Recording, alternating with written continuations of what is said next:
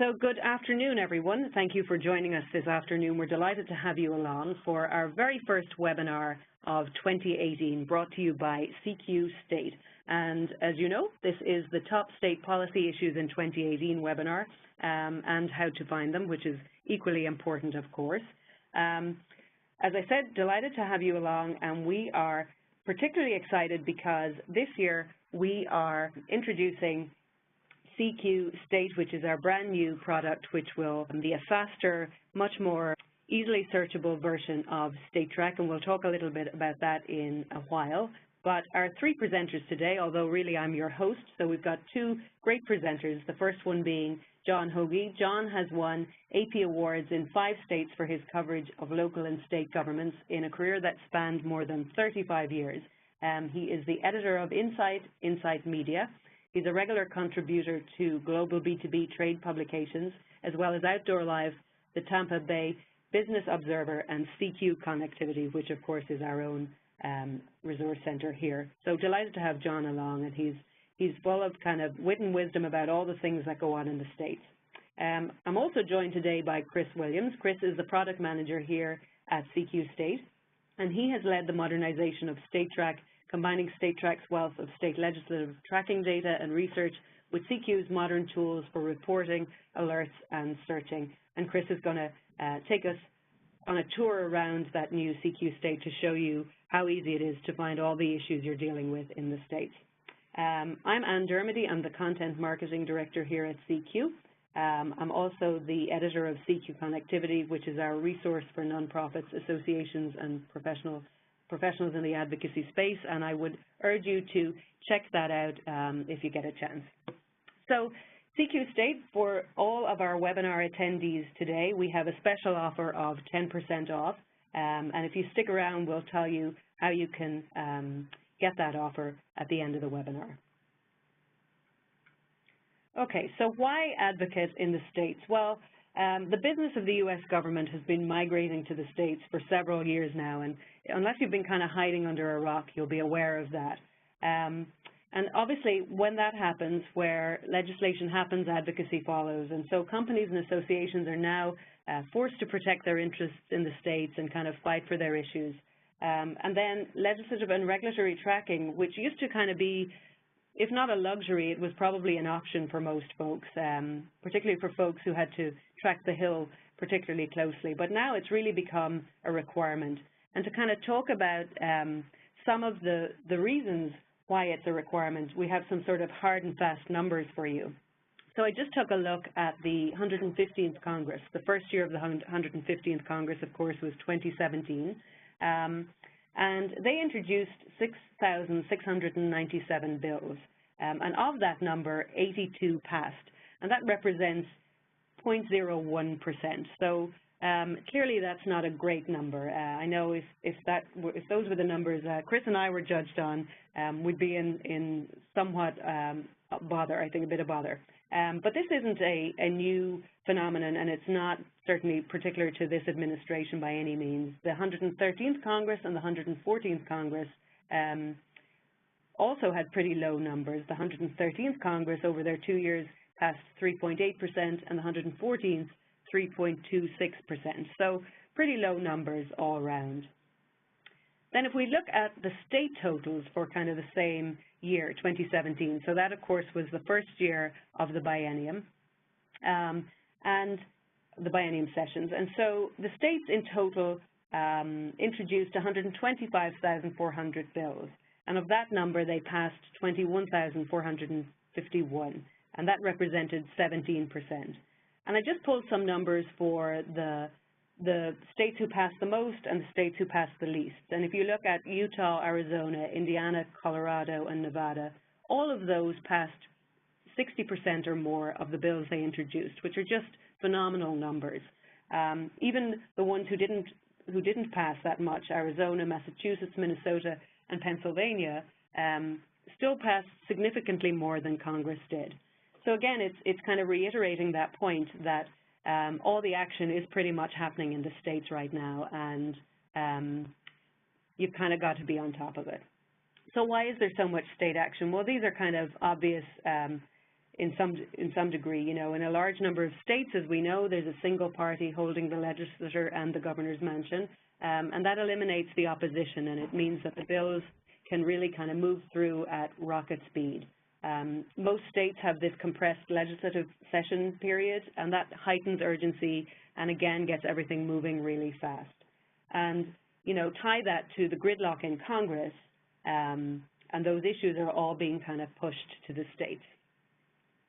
So what's hot in the states for 2018? Well, we had John write a piece for us on the 11 issues to watch in 2018, and he chose sort of 11 issues that are going to be really big going forward. And so we're going to talk a little to John about that now. As we mentioned, this is a biennium, the second year of biennium session, and for the most part, the second year is dedicated to sort of fiscal and budgetary issues, and there's always a bunch of issues that are kind of at the top of legislators' agenda, no matter what, budgets, healthcare, taxes. And this year, 46 legislators will meet. 38 of them actually begin their sessions in January, 6 begin in February, Louisiana starts in March, and North Carolina will start on April 23rd. And as I mentioned, because there's a big concentration on fiscal and budgetary issues for this second year, we can, I suppose more than anything, the tax reform bill, John, wouldn't you say, is probably going to really affect how things kind of fall out in the states this year? Well, yes. One of the things that didn't happen that was actually very beneficial, the House tax reform bill initially eliminated the tax-free status of the Build America Bonds program. But ultimately, that program, which is very important for a lot of states in terms of getting the municipal bond, a good rate on the municipal bonds for infrastructure, that was restored. But obviously, limiting SALT and eliminating federal and state tax, and still, how this is all going to translate into states' budgets, especially with the far more pressing issues, all the health care modifications and what that means for Medicaid and how that's going to pan out of the Children's Health Insurance Program. Anything kind of interesting specific to individual states on health care this year? Well, like I mentioned, the Oregon, right up January 23rd, is having a special election, Measure 1, to ask state voters to either affirm or reject taxes on health insurance and hospital services that the state legislature had approved in 2017. It's another state looking at the revenue shortfall and looking at many Medicaid-related Medicare costs, so this is basically the state legislature had adopted a number of measures in 2017, for the to balance costs related to the Oregon Health Plan, which is their Medicaid program. That vote in Maine in November is obviously going to have an impact probably too going forward, right? You're looking at what happened in Maine. In Maine, in the November vote, basically the state opted into the Affordable Care Act or Obamacare. Basically, while the federal subsidies that were being offered, while the going is good, so to speak, and you're seeing a lot of other states, Maine, but certainly Virginia could be among the next state to do that as well.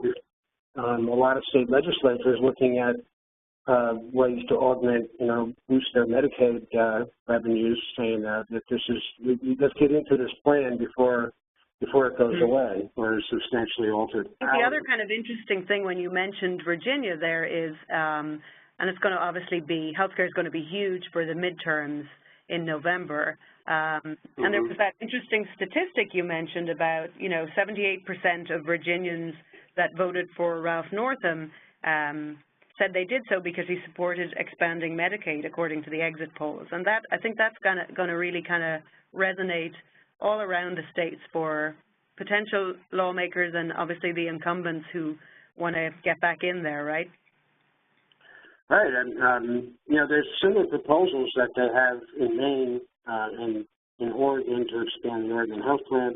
But Kansas has there's a proposal to expand their what they call CanCare, the state's Medicaid program. There's going to be legislation to do that. Same thing in Massachusetts. California has a bill that will call to establish a single-payer health care system. As you mentioned about the budgets and revenue collections being below projection in 33 states, and this, of course, being that second year of the biennium. Yeah, but I mean, in many cases, a lot of the legislatures have seen this, have had time to see this unfold. That this is not necessarily a surprise, but what is a surprise, a lot of these, there's revenue projections, the actual collections have not met their revenue projections. Of course, a lot of that is because a lot of state legislatures have been cutting taxes, just in cutting taxes and fees. And therefore, these revenues, such as Arizona, there's a big issue there where they cut a lot of taxes, and now the chickens are coming home to roost, in that these revenue projections are not meeting even those standards. So now there's going to be a way to either you cut or you find a way to replace those revenues, and it's very unpopular, of course, to raise taxes. They're finding ways, looking for ways to try to cut programs, to cut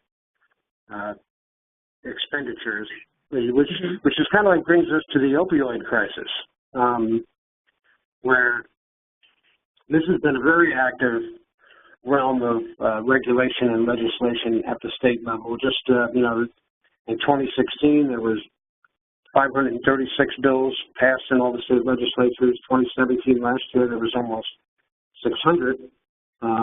So there'll be a lot of bills. Of course, we have marijuana, where there was 40 bills last year and 22 states proposed. Already this year, New Hampshire and Vermont have taken action on approving different types of legalization bills. New Jersey may do it by March. True. And just for the folks who are having a hard time kind of hearing, we're going to send everybody a copy of John's piece on the 11 issues to watch in 2018. And obviously he has other things in there like education funding, pension plans, guns, infrastructure, gambling and lotteries, and immigration. So it's all good stuff, and we're going to send you a copy of that.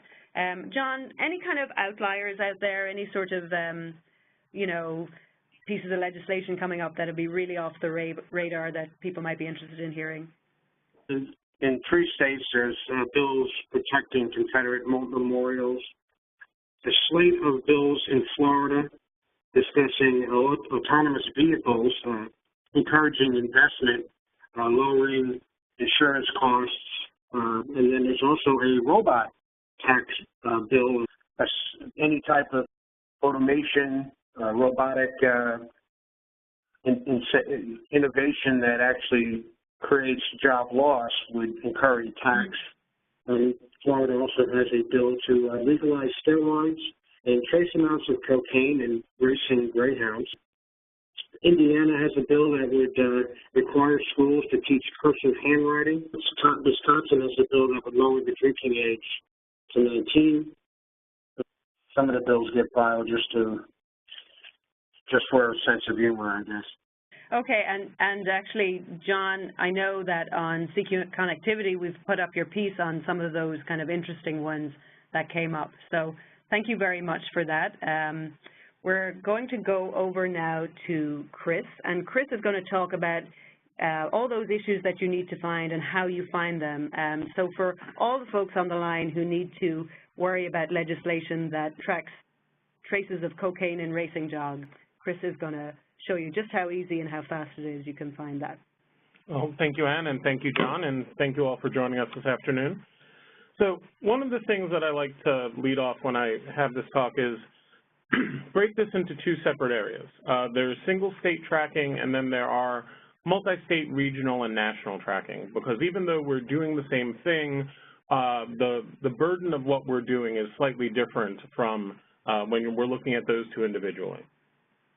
If you're doing a single state, you actually have a a fairly light task in terms of the amount of work ahead of you, the number of problems you might be looking forward to. And I generally am told I shouldn't say this, but if you're doing tracking in a single state, you don't really need a legislative tracking product.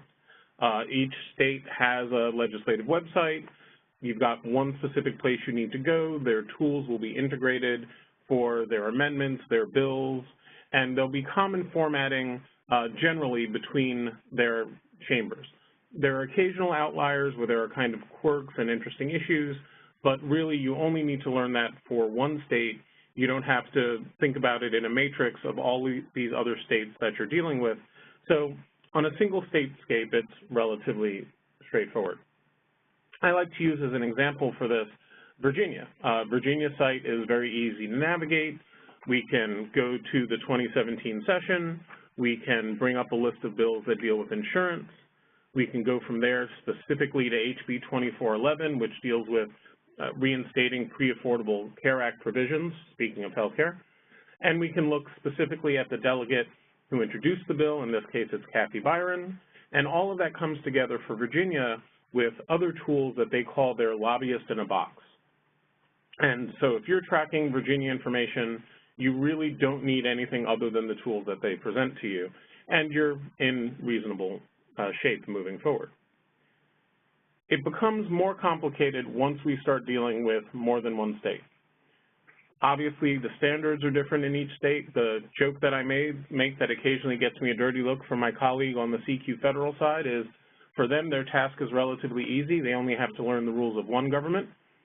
Here on the state side, we have to learn for at least 50, and then add one for each of the territories that we do any tracking on. And that makes it a much more complicated issue for us. The states have slightly different processes in terms of some states don't have any kind of line item veto, others do. Some states only have one chamber. They're in for different schedules. Some are only in once every 2 years, and they do all their business. And then you also face the issue of different formats and how they present their information and how they make it available. Some states are extremely modernized and have advanced modern tools you can use, and other states are very, very, very rudimentary still. I like to use as an example, since I always talk about Virginia, if I'm a mid-Atlantic person tracking legislation in the mid-Atlantic area, so I'm looking at Maryland and Virginia and Delaware and the District of Columbia, I would find these 4 sites would generally be places I was checking, and I'd find it's a totally different world between all of them. For Virginia, my job would be relatively easy. I'd only need to use Virginia's lobbyist in a box. Maryland's site is still good, has slightly less sophisticated tools. Delaware's site is generally easy to use, but sometimes governor action is posted on an entirely different site. And in the District of Columbia, I find that they'll publish PDFs of their legislation, but those are images. So to get the information out of them, I need OCR or some form of optical character recognition. It can really be a larger burden. And once you're looking at this nationally, this problem becomes logarithmically more complex. What you'll face is not so much just a case of knowing all of these needing to know all these different rules, but that it becomes much harder to know that you're aware of everything going on in each state. As we know, it's not generally the issue that you know about that's the problem. It's the piece of legislation or regulation that you didn't hear about that becomes a problem that generates clients or bosses or advocates who are upset and angry because they don't know about information. So what we have on the new CQ state is taking the top quality CQ state track state data and marrying that with the tools that we've got over our 60-plus years of doing federal legislative tracking and tried to create a best-in-class state legislative tracking tool. We have here on the homepage for CQ State an at-a-glance look of which states are in session and what their current status is. As Ann mentioned, 38 states are coming into session in January. There are lots that are also already pre-filing, and there's still a special session or two dotting the map for states that are finishing up business from their 2017 session. We also offer on this homepage the state-focused CQ Federal News, and this gives the benefit of our CQ newsroom any story that has some kind of bent that affects the states that might actually lend guidance to or change state policy, that will be referenced here on the home page, and that becomes part of the CQ State subscription. But the real heart of any state legislative tracking service is the advanced search. From here, we can do a search for any topic. In this case, because it's one of the areas that we talked about earlier, let's use opioids. Now, we know that there were a lot of opioid bills in previous years, and we expect that there will be a fair amount this year already, even though the sessions have just started. And here we'll see, in fact, that there are already 690 bills from either older sessions from 2017 that haven't fully adjourned yet, or from new sessions. What I'd like to highlight here is the flexibility of CQ State. We can add a quick state filter in order to filter down the results to a manageable set if 690 records are a few too much, or just it's nationwide, it's too broad for the areas that we want to follow up on. If I wanted to add states, I can either manually add them here, but what I like to do is I like to use the map because it's a simple point-and-click interface. So I can add New Mexico, Florida, Oklahoma, Indiana, Iowa, and we can even add Virginia to this list. By clicking Save, we'll see that the control has immediately been updated, and immediately the list has been filtered down to the list of states that I chose almost instantaneously. For those of you who are familiar with CQ State Track, you can see that what we've done by applying a more modern search platform to the database of hundreds of thousands of records, what we've allowed us to have is a much faster, more dynamic search, and that allows us to work directly with the result set rather than having to do a search, go back, re-enter configurations, and then search again. Here, as you change your search criteria, you can see how the results change. If I'm interested particularly in bills that have passed the second chamber, so they've either had governor's action taken or they're waiting for governor's action, what I can simply do is come down here to bill status, I can choose at or after, and I can choose past second house. Now, we know that each of the states has a different way of indicating where a bill is in process. Once we've passed the point where a bill is simply filed, you start to get dozens of different options for how a state may refer to a bill at any given point. What we've done as part of CQ State's work is continue what we did on State Track in that we've established a common lexicon of 10 statuses that represent the process from filed to signed and enacted. And what we do is we collate all of the different state statuses and determine what their equivalent is so that you don't have to do that work. We've already done it for you. Now, we don't delete the state data. The state status information is still available as part of the last action, which you can see here on the screen. But in order to make it more easy to perform searches, to establish a common vocabulary on where things are within the states, we've managed to boil this down to 10 common steps. So here we choose past second house, and we can see this list filters down now to 5 bills. There are 4 from Oklahoma, and there's 1 from Iowa. If I wanted to do a little bit further digging, I can see here that one of these bills is sponsored by Mulready, and perhaps I'd be interested to see if there are any other bills that Mulready sponsored beyond bills that are at this specific stage, or even bills that have to do with opioids at all. I can come here and type into the sponsor field the name Mulready, and we can see it immediately filters this list down to 1 bill because there was only 1. But by coming here and removing opioid from the search bar, what we now get is all 31 bills that are at this stage or later that have been established by, that were sponsored by Mulready as the sponsor or a co-sponsor. The emphasis for all of these bills is on flexibility, providing the most easy and dynamic tools for you to work through your data.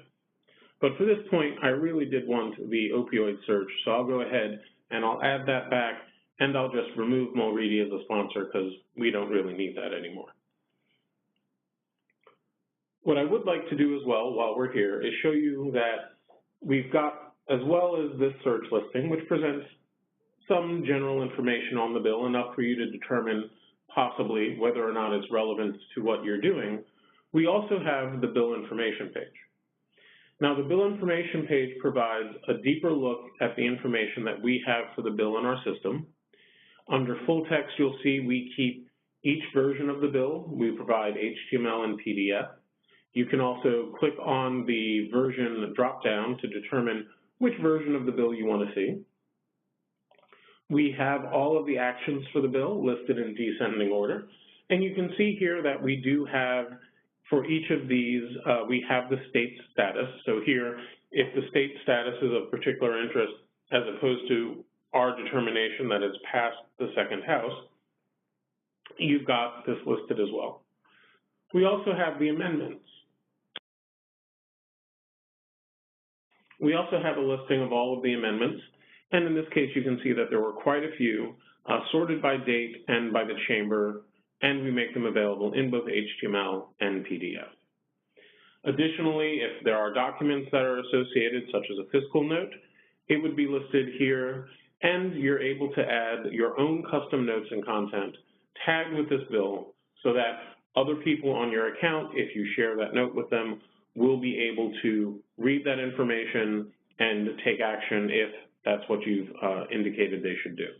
And in this case, it's about us being able to work within your workflow and you being able to provide information to those you work with regarding likelihood of a bill passing, perhaps further research into this bill since it was a line item veto was used on it, whatever that may be. Keeping in mind the flexibility of CQ State, what we also let you do immediately here from the search page is do various things with these search results. You can save this query to a project. And what this means is that if an additional bill meets opioids in one of these 6 states with the status of passed second house or later, it will automatically be added to that project. Additionally, if one of these bills has a change, for instance, if there is a bill that hadn't been enacted yet but was still on this list, if that bill became enacted, that status update would trigger the event regarding that project, so you'd be able to get an update either from what was in the project or from tying it to an alert.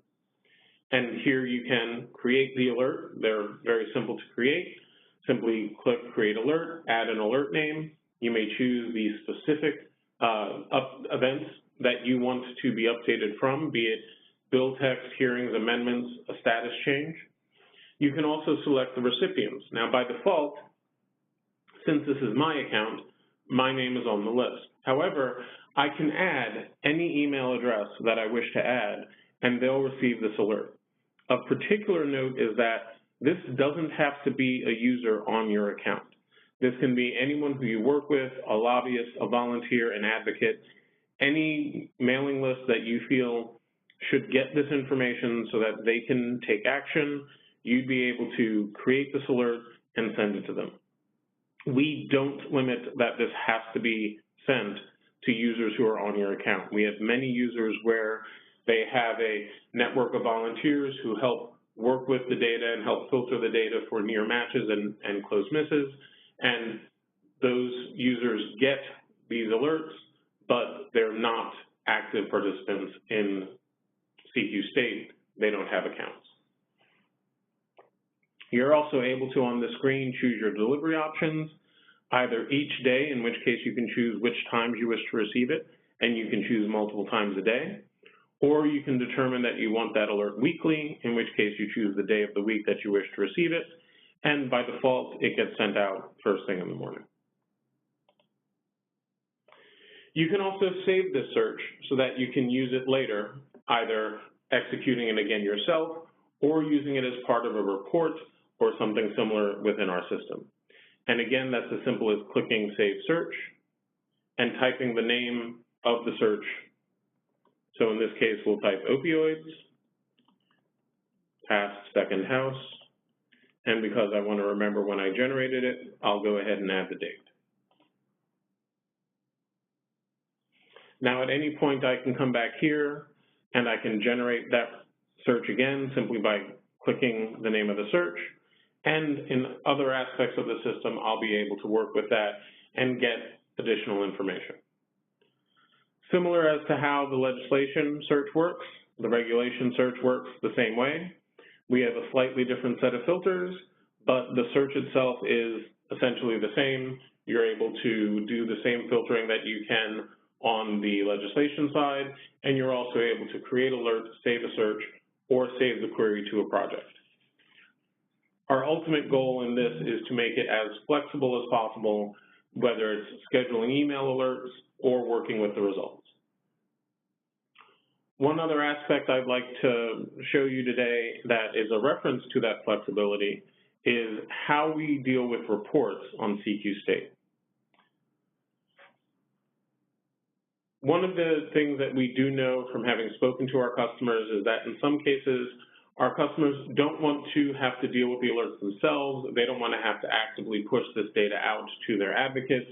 They want to be able to make this information available to their advocates so their advocates can either be informed or take direct action without our client having to directly push the data down to them.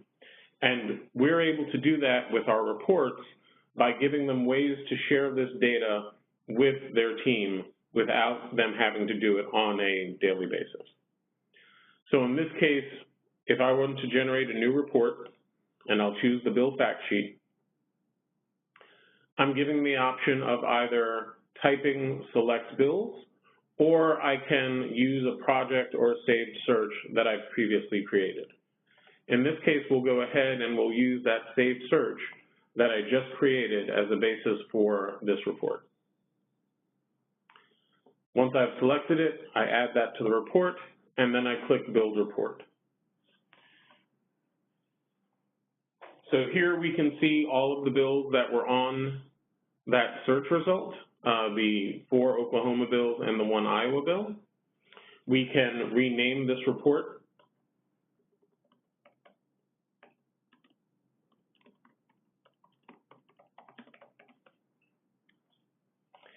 And if we want to, we can either change the data completely by choosing a different data source, or we can just change the layout. So if for our purposes what really matters is who sponsored this bill, we can move the sponsor up to the top of this list. And if the introduction date isn't as important, we can remove the introduction date. Then once we go ahead and say done, we've now made that change. We can see that sponsors at the top of the field. We can see that introduction has been removed. So from there, we can go ahead and save the report. Now, saving the report doesn't lock you in. You're not unable to go back at any point in time and make any changes. As you can see here, there are edit buttons so that you can go back in and make changes to the report that you've made.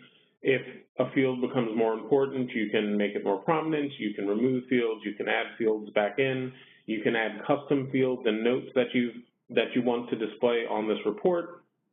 You have as much flexibility as you need. What I'd specifically like to show you here are these export options. You can export it as a document, you can export it as a PDF, but what we find many of our clients find most useful is this ability to get an external link. By taking this link, what I'm able to do is either directly link to this from one of my websites or embed this directly in my website so I can share this information with my advocates, with my network, with my coworkers as part of our workflow so that they can see the information that we're capturing as part of the search. And as the search updates and new bills match the search, the report will become automatically updated so this data will be on display on the page without it having to be manually updated by you on any sort of basis. And in terms of working with these reports, once they've been created, these can be, in addition to that external link, they can be shared with just yourself if it's a report for your own research. You can share it with selected users who are on your account. You can share it with all users who are on the account, and we allow the sharing via a web widget of this report to offer another method for embedding it within your website so that you're able to have as much flexibility as possible in using these reports beyond people who are on your CQ State account, but for other people whom you work with and collaborate with. I want to thank you all for joining the webinar today. As Ann mentioned initially, there is a special offer for 10% off for attendees of this webinar. You will be receiving an email that gives details about the offer, and you'll be able to go to info.cq.com/CQState in order to find out more information about the product. Thank you very much, and have a good afternoon.